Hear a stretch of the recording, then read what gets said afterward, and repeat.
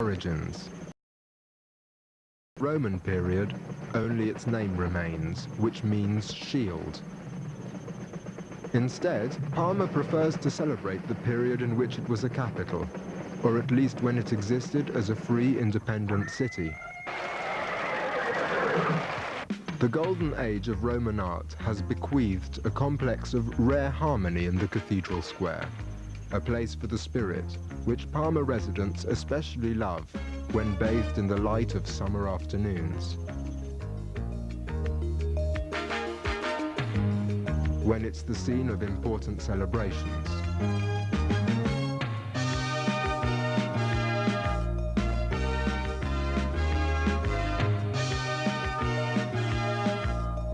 Or when it's silent and contemplative beneath the snow.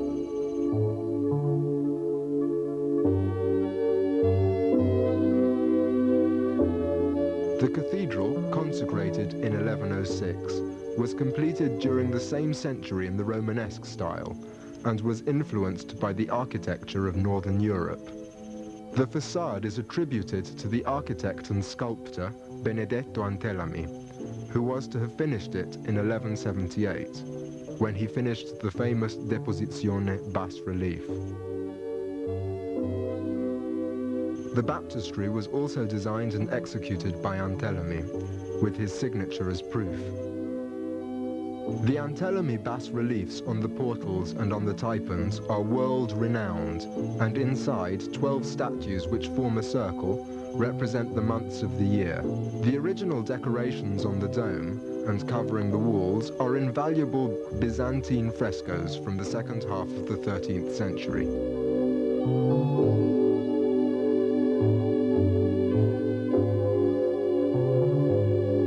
Ancient Romanesque parishes built as stopping places for pilgrims en route to Rome are frequently found in the surroundings of Parma, among the timeless environs.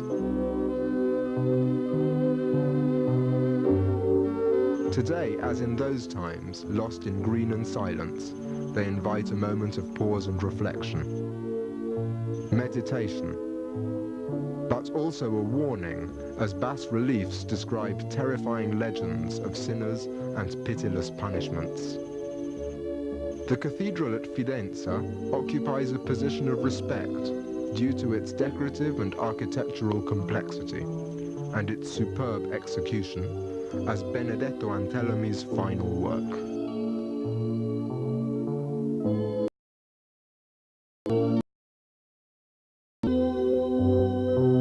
Another golden age of Parmesan art was the 16th century, reaching the height of expression in the painting of Correggio. In Parma, the best of his work can be seen. Among the entire collection of his frescoes, which are all to be found in Parma, the one preserved in the Badessa dining room, in the ex-monastery of San Paolo, done when Correggio was in his 30s, is by far the finest example.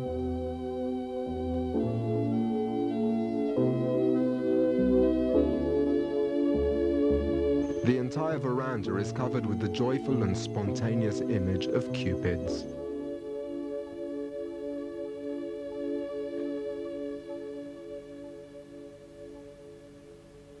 In the Church of St. John the Evangelist, the saint's last religious vision lent itself to the representation of Christ descending from a cloud of cherubs towards the other 11 apostles, whose physical vigor is left unshadowed by their spiritual presence.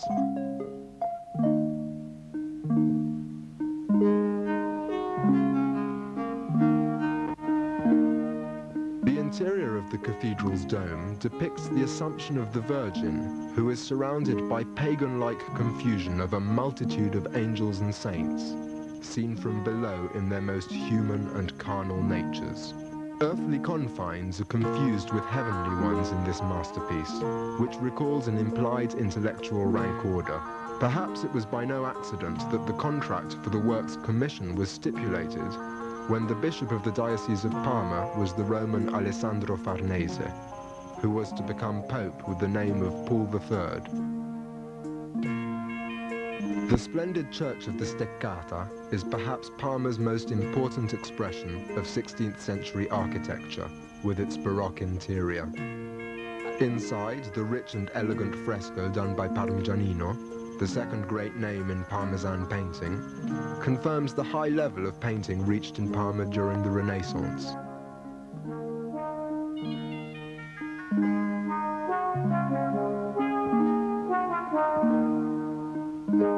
While this spread of culture fully developed, in 1545 Pope Paul III Farnese removed the area of Parma from the Papal State, redefining it as the Duchy of Parma, to be ruled by his son. Hence, Parma became the capital of the new Farnese Duchy. In almost 2 centuries of rule, the Farnese family embellished Parma with landmarks such as the Ducal Palace and gardens, with solemn churches, with the massive Pilotta Palace, designed to house the royal guard, but which remained unfinished. Today, the Pilotta Palace holds several museums, the ancient Palatina Library, and the collection of important artwork found at the National Gallery. At the beginning of the 1700s, Ranuccio I, Farnese, dumbfounded the courts of Europe by transforming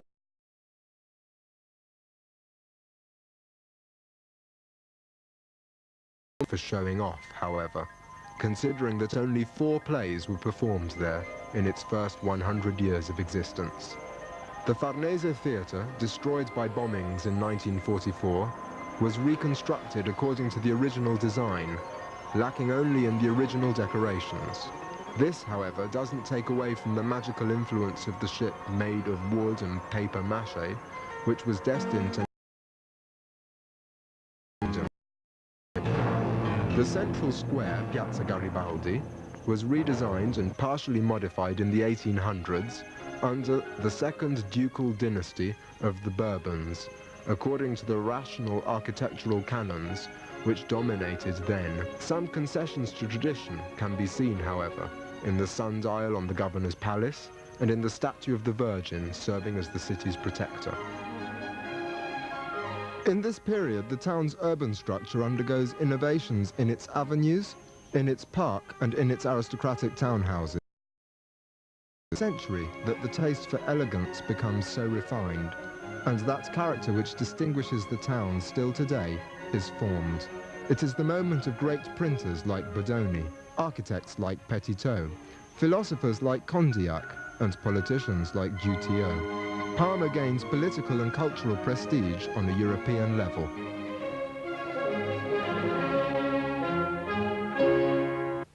The Bourbons held the throne at Parma from 1737 until the unification of Italy, a period which first included a long span of Napoleonic domination, followed by one of sovereignty for life, when rule was assigned by the Congress of Vienna to the wife of Napoleon, Maria Louisa of Austria, in 1815.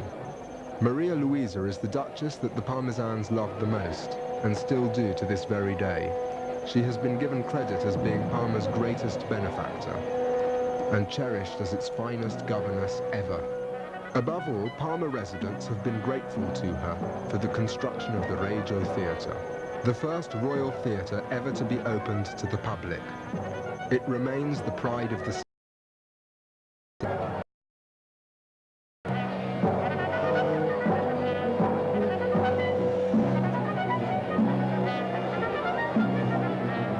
This is the same theatre where Verdi met Giuseppina Strepponi, the theatre where his operas still live, where the public is more and more numerous, and who have grown more demanding and become more attentive than ever before, ready to identify themselves in the true passions of the characters.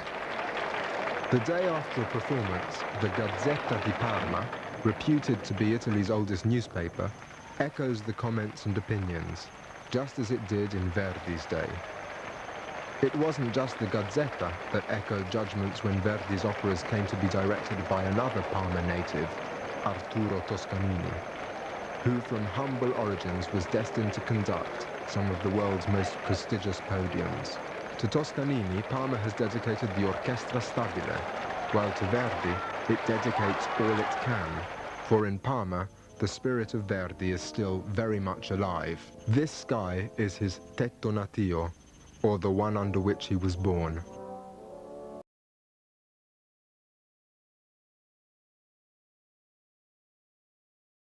Spreading to the gardens of the patrician villas,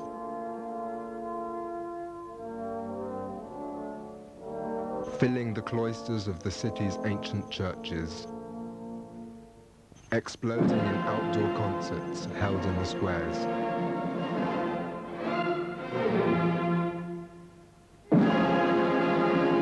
From the unification of Italy until now, Parma has grown little. This smallness contributes even today to a city where people know each other, where they study together, and where they look out for one another.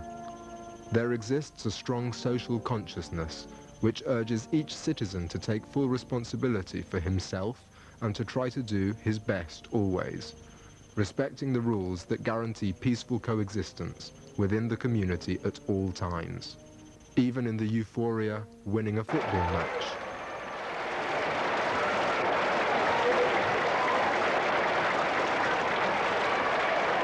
The River Parma, a river which follows a long, wide, and often dry path, provides the city with an area of space, air, and light. Along the eastern bank is the walkway, with 7 bridges and memories of loves past and present. The river divides the city into 2 distinct urban entities. To the east is the city founded by the Romans and has always been the seat of the city's most important monuments. To the west, beyond the river, lie the older residential neighborhoods, facing the banks of the Parma, characterized by the picturesque old houses, lined up together in an effort to save space and to protect themselves from inclement weather. Here life overflows from crowded balconies into the streets and into the osterias and cafes.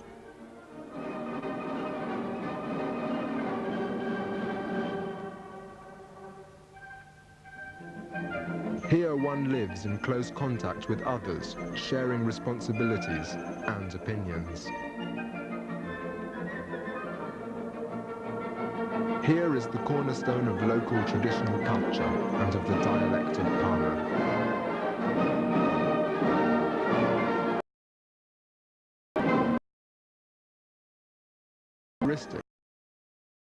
And bridge mix with the styles of Parma's aristocratic side.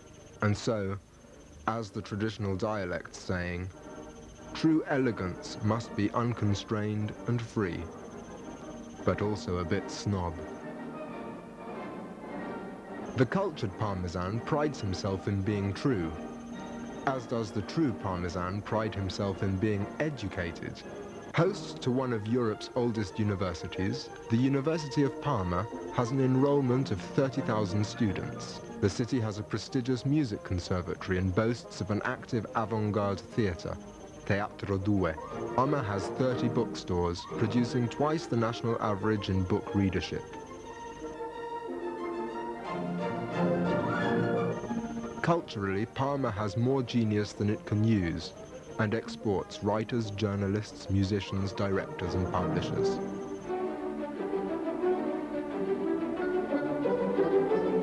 With the beginning of the CSAC, Parma instituted the first communications study center and archive in Europe. This center is soon to be transferred to the 13th century Certosa di Paradigna. Sometimes private art collections become true art galleries in themselves, as did that of the nobleman Steward, who donated his collection to the congregation of the Church of Saint Filippo Neri in order to decorate their offices. Another of Parma's prides is its health cult, which finds its temples in the renowned springs of the Salsomaggiore area.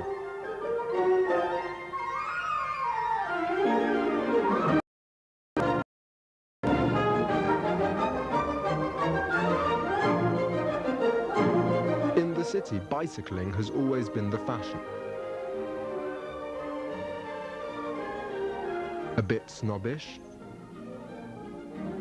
always ecological, and providing the occasional glimpse at shapely legs. Most of all, this form of transportation helps in avoiding traffic tickets.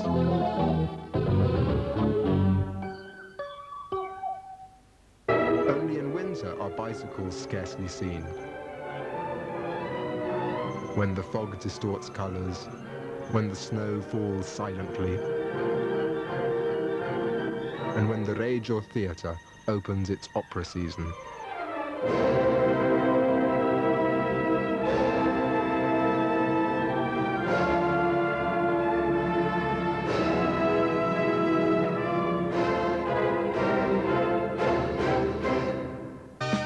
It only takes a day, however, to rekindle the joy of living in a city which leaves little time for melancholy.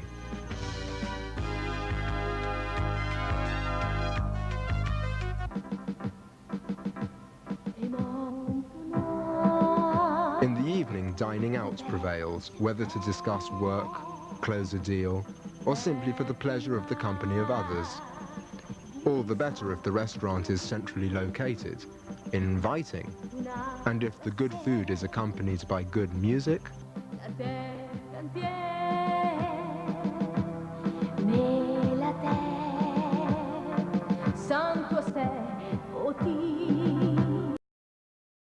Intermittent flourish, who lived in fairy tale-like castles, which were never attacked. Bianca receiving the castle of Torrechiara as a gift, as a symbol of courtesan love. Paola Gonzaga, as pictured by Parmigianino at Fontanellato, a smiling, fertile Demetra.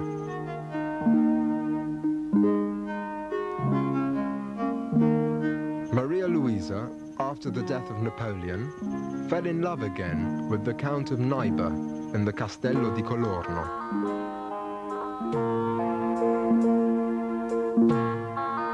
The shops of Parma offer items of discerning taste and chosen for their elegance as well. Among the fullest shops are those selling Parma ham and other traditional foods which are produced locally. Here, the finest of foods, produced from Italy's most fertile and richest soil, are shown off. 30 million kilograms of Parmesan cheese are produced yearly, using a process which hasn't changed in centuries. For every kilo of cheese, it takes 16 liters of milk and a pinch of salt, plus 3 years seasoning.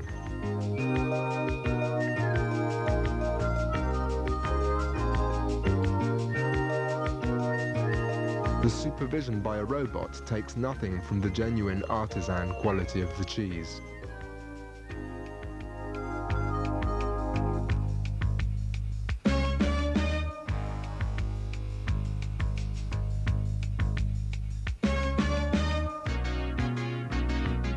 Another of Parma's traditional products is Parma ham. In a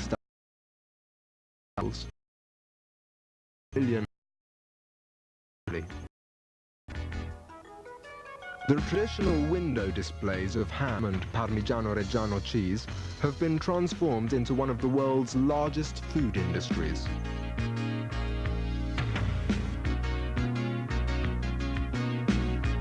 The Parma Exhibition and Convention Center, with exhibitions such as Cibus, Tecnocibus, Tecnoconserve, Agricoltura 2000 and Menù Italia, has become a crowded international supermarket, serving the needs of exhibitors, industrialists, sellers and the public.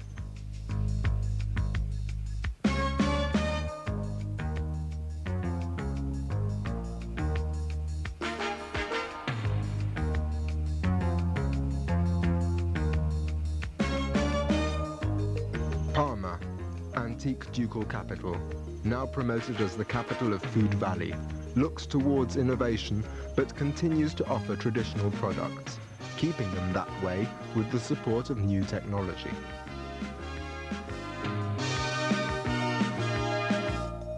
Parma, city of art. Parma, city of music. Parma, love of good food and good company. Parma, ancient Roman shield. A warfaring name given to a city which conquers with a smile.